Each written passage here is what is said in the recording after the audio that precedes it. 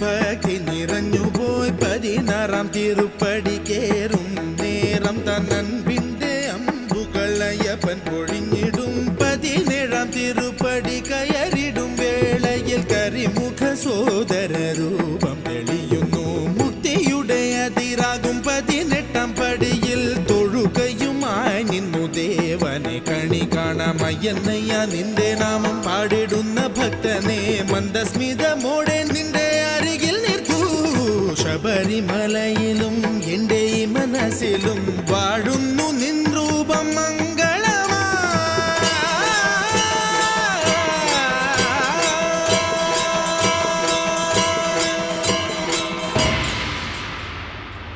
സ്വാമിയേ ശരണമയ്യപ്പ.